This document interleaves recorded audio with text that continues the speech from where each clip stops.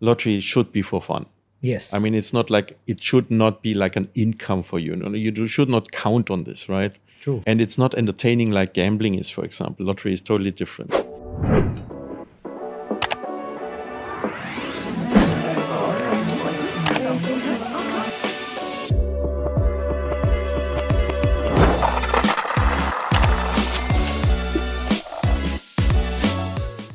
Hello and welcome to another episode of the Millionaire Podcast. With us, I have our lottery expert, Mr. Ralph C. Martin. He has 30 years of experience in the industry and he's one of the only 3 lotto game designers in the world. And he's here with us to share insights about Millionaire and the green initiative behind it, Oasis Park. Thank you, Maradona. It's always amazing to be here and talk to you and to answer all these questions. And I always do my best, of course, with all my experience. What you just mentioned, that tells me how old I am. But I mean, No. thank you very much. Well, the question for today is, what are the guides for first-time lottery players?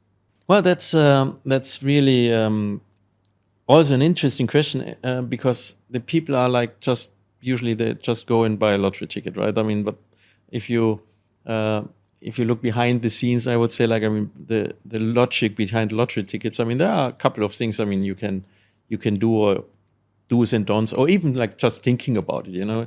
Obviously, lottery should be for fun. Yes. I mean, it's not like, it should not be like an income for you. No, you should not count on this, right? True. And it's not entertaining like gambling is, for example. Lottery is totally different. So, I mean, I don't know. I mean, when you bought your first ticket in the lottery industry, was it before you joined like Millionaire as a host? Yeah, actually, it was my dad. I was traveling from the GCC and Right. he's like, can you purchase a ticket for me from the airport? Ah, yeah. And yeah, that's where, so every time I would come back, I would myself want to purchase a ticket.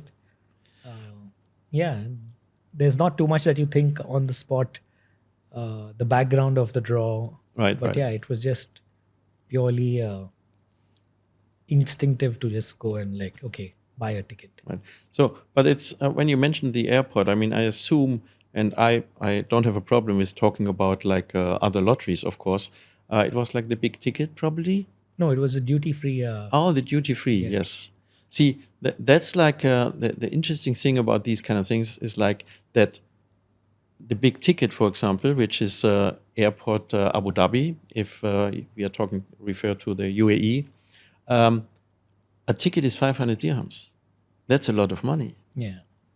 And then but at the end of the day, it's like a passive lottery. That means like basically you're buying a raffle ticket. Yeah. And then like the Dubai duty free, what you're referring to, the other one, where you can win $1 million or a nice a motorbike or a car, for example. That's the tickets are sometimes even more expensive. Yeah. You can spend 700 or even 1,000 dirhams on a ticket. Yeah. If I'm going into this market before I'm going specific to the new players, Yeah. people have to understand that, for example, in the big ticket, the tickets are not limited. You can buy as many tickets as you want, or all the people together. It's you never know.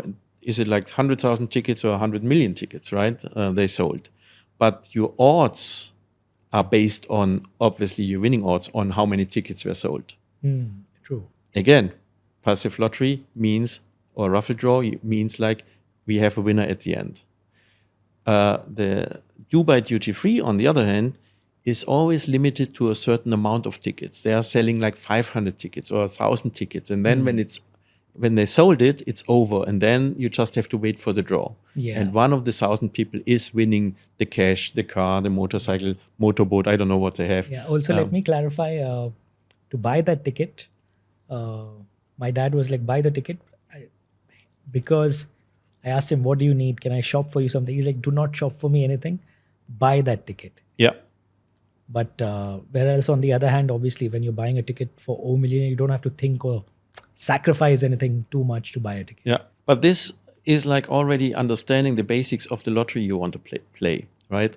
Is it like a draw-based lottery, or is it a raffle draw, Or is it, for example, a scratch game, like an instant game?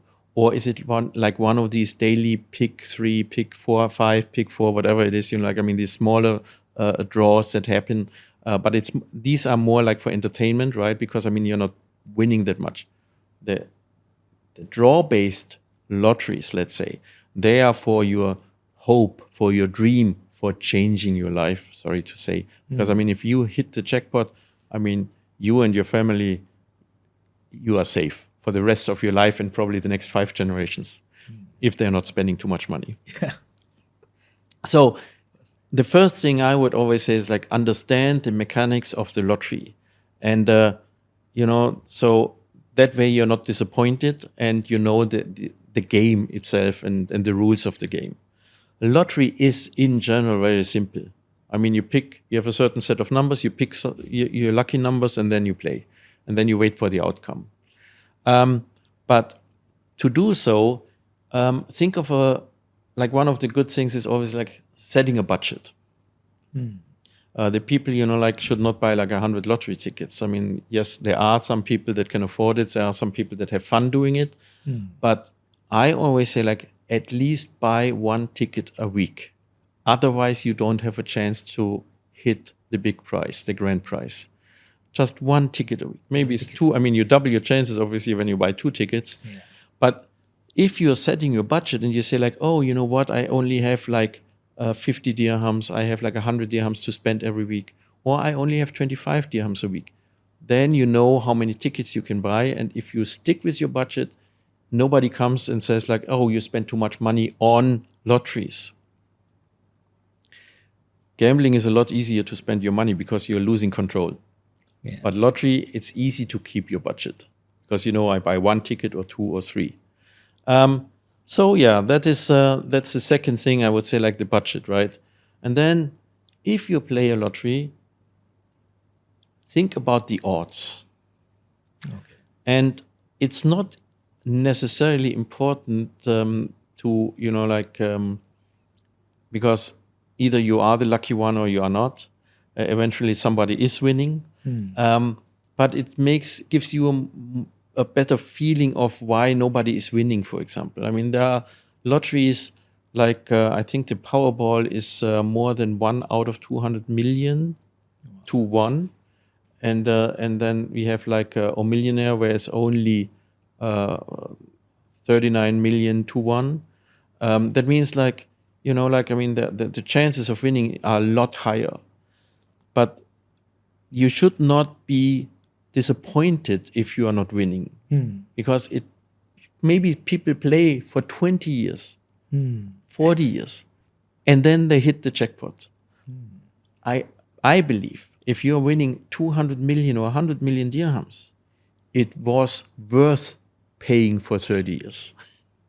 Because no matter what you do, no matter what job you have, you can never make this money. But if you are missing, can you imagine? You're missing a week and they choose your that numbers. Week you get your numbers. Yeah. So another rule I would say, for new players, is choose your numbers wisely. Okay. And I know that in the past we were talking about this already. When you are choosing your numbers, and then there are certain ideas of winning big. It does not change the odds of winning, but it changes the odds of the prize you're winning. Because if you are choosing very common numbers, let's say, right? 1, 2, 3, 4, 5, 6, 7, whatever. Then there are probably 20 people doing the same. That means if you hit the jackpot, you have divided by 20 people because you have to share with them. Lucky enough, if you're using a Millionaire, we have secure your jackpot. Double that means security. You pay a little bit extra and then you get even you don't have to share with people, right? But that's a different story. But if you're choosing numbers that are not common, which means choose numbers out of birthdays. Choose your birthday, but then look for another 2 or 3 numbers that are above, let's say 31. Right? that gives you a better chance of not sharing the jackpot. Common dates, same thing, like Christmas dates, New Year's, all these kind of things, national days. A lot of people are choosing these numbers. Yes, it's fine, and you might win. But again, at this point, you might be one of a lot of people. And then again, like I always say, stick to your numbers. That's another important thing, because if you didn't win this time, it's more likely your numbers are coming up next time. Correct. We had this experience, and not experience, but let's say experiment with the dice, right? Oh yeah. That was fun, and maybe we should repeat this pretty soon. I like that. But if you stick with your numbers, the chances every time you lose, your chances are getting better that you win. Also, for example, if and that refers a little bit to the jackpot, to the budget we said before. Also, there's another thing you can do when you're thinking about your budget. When we start talking about it, make a pool. Okay. Yeah. That's an amazing idea of like getting your friends involved, and you share a ticket or the price of a ticket. And this is, for example, and what you said at the beginning, when people are buying these tickets, expensive tickets with, for example, the Dubai duty-free lottery, or the big ticket where you have like 500 dirhams tickets, and then people share it, right? But you can do this with a small ticket as well. Or Millionaire is doing this for 25 dirhams. If you have 5 friends, it's only 5 dirhams. If you do it with 10 friends, yes, it's only 2.5 dirhams. 2 dirhams and 50 fils. This is nothing. And, well, it's still money, but it's affordable, right? It's a cup of tea, not even coffee. Coffee is more expensive. And yes, you are sharing with your friends, but if you share this in a pool with 10 people, you still make, for example, 10 million if you hit the jackpot, which is more money than you need in your life. True. So this is, good to know, and when you start your participating, then it's, I believe it's good to know. And then you have another rule is like always be aware of taxes. Okay. A lot of people are not aware that if they are winning, in case they are winning, that they have to pay taxes. In a lot of countries, it's tax-free, but it depends where you are based and where you are winning. And in a couple of countries, you have to pay taxes. So, be aware of this. That means like if you win the big prizes, even like our raffle draw prize with 100,000, you might have to pay taxes.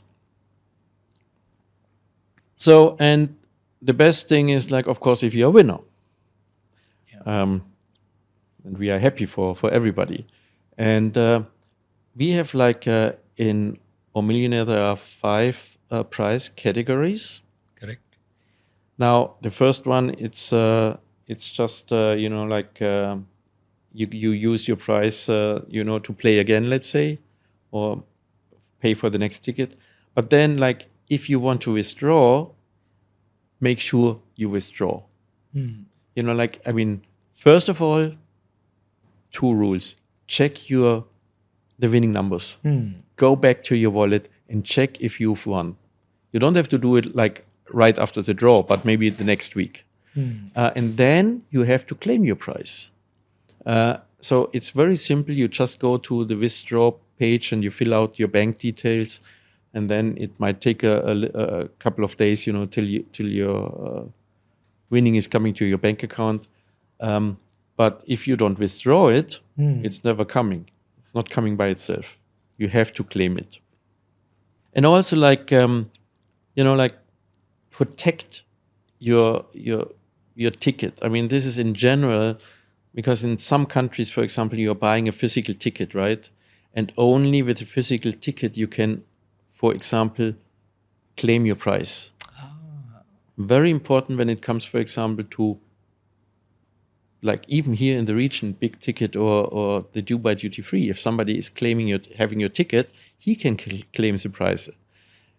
Now with Millionaire, for example, it's a little bit more difficult because you're signed up, it's online. But again, make sure that you keep your credentials, your details, your password for yourself. If you win and somebody is entering your account and he can claim the money, and the organization does not know if it's correct or not, because I mean it's password protected, right? And then you have an issue when somebody else is taking your money. So I think, this is important. And like if you, and again, talking about a winner, and it's always nice to dream about it, get some financial advice, how to invest your money, what to do with your money. We have so many winners in this world where they won millions and 2 years later they were bankrupt. True, yeah. 80% of lottery winners go broke. Yes, because they are overwhelmed. They never handled that much money, right? And they're buying one car after another. They are investing in things, that, because I mean they have like financial advisors that are just taking the money in really poor investments. So get help from really skilled people, or just keep it in your bank account. Buy a nice house. But now we are talking, I mean, as an advice for the new people, start your lottery. But first of all, register, buy a ticket every week. Yeah, to begin with. And then after you are winning, or you're one of the lucky winners, then think about what to do with the money. Perfect. Well, there you have it. All you need to know about first-time lottery players. Join us again for another interesting episode of the O Millionaire podcast. Till then, thank you very much. Thank you very much. And keep in mind, I mean, if you start playing a lottery, it's something for generations. I mean, people are doing this week after week because it doesn't harm your budget most of the time, at least.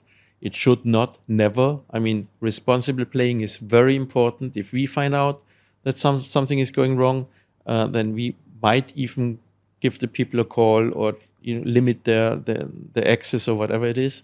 But it should always be fun. True. It should not be a necessity to survive. Yeah, and right? The most important thing for first-time lottery players, you can't win if you don't play.